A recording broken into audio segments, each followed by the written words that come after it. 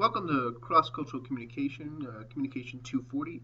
This is Professor Walker. I wanted to record a video here just to walk you through what D2L looks like for this class so you can kind of follow along and make sure that we're all on the same page going forward. I'm assuming most of you have used D2L before, but if you haven't, this will kind of be a quick rundown of that. As you see here, there's a general note that I left for all of you. I'm assuming you've read this because you're watching the video. All the information for the class will be in the content area. And you can find that by going up to the materials section of the class. Click on that and then go to content. Once you click on that, it'll take you to this. And mine looks a little different because I'm in the professor setting, so but yours will have different weeks and different things that you have to do. In week 1, you'll find the syllabus, some videos you have to watch, and the grade appeal form. But let's take a look at the syllabus here.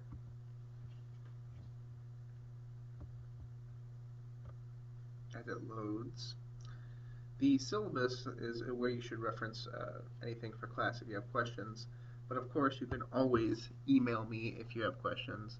Unlike a normal face-to-face class, we aren't really able to meet during standard office hours or anything like that. But if you'd like to try to meet face-to-face and you happen to be in Marshall, I live in Marshall, so I'd be happy to meet with you. But typically office hours, you can just email me and I'll answer any questions that you might have. The syllabus was right here, so feel free to let me know if you have any questions. You do need this text, Intercultural Communication, Globalization and Social Justice. So make sure that you have that.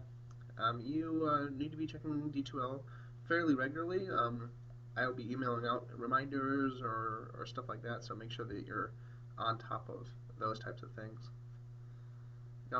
Attendance-wise, it's an online class, so it's asynchronous, which means we are going to be working face-to-face or at the same time. So, but I do still expect that you are on top of your work and you're doing things.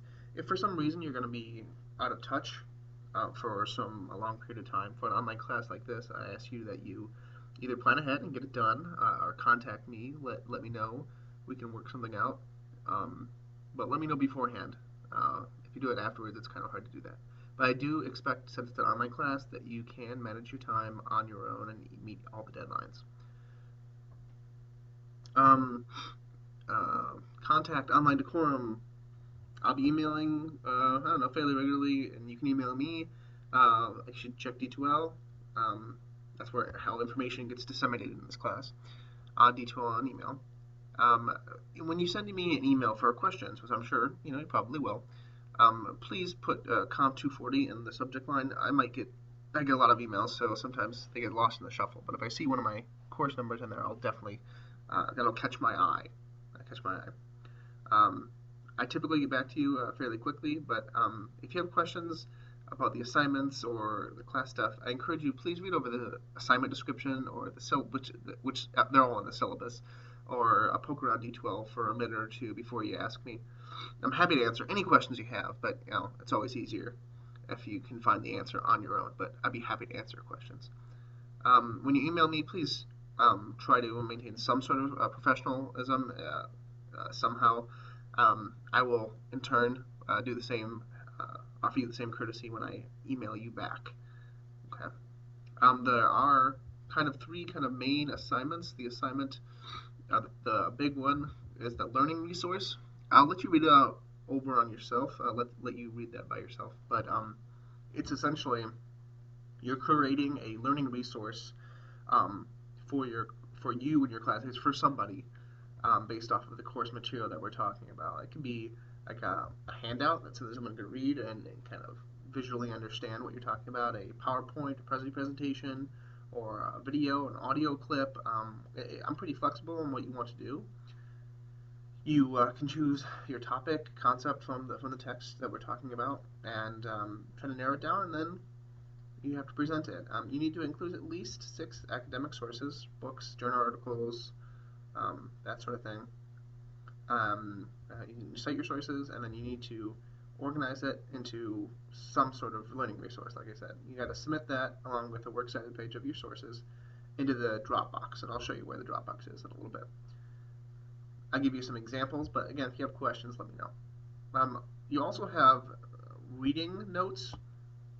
You have weekly reading assignments, and I say weekly reading assignments because there are some breaks in there for the midterm and the final and that sort of thing. But basically, I want you to take notes on every chapter and every video, chapter that you read, video that you watch, and what I want you to do is to show me through your reading notes that you understand what's going on. So kind of just give me a recap, a summary, so your thoughts, your feelings on some of this stuff. It can be just a regurgitation, a quick summary, or I want your thoughts. I would love to hear your thoughts on it too. You could type it out like a short essay. You could do a video of that. You could do a PowerPoint or Prezi, upload that, whatever. But it can be different each time. It could be the same each time, but feel free to be creative. Basically, you need to show me that you are reading and watching the videos and you understand what's going on. That's what I want. There were 10 points each, and there's 7 times you have to do that. Reading assignments. Also, you have 2 exams. Those are kind of your big ones. You have a midterm and a final. They are worth a whole bunch of points, so make sure that you're on top of that. They're multiple choice, short answer, scenario analysis. It'll cover the chapters and for the first half of the course, and the final exam, obviously, the rest of it. The multiple choice sections will be done on D2L, the quiz function, where the short answer and scenario analysis will be done via a downloaded Word document, and we'll cover that when we get to that. I think that's in week 5. Point system, make sure you're on top of your points. Follow along. I don't really do extra credit, so particularly not an online class, so make sure you're on top of things.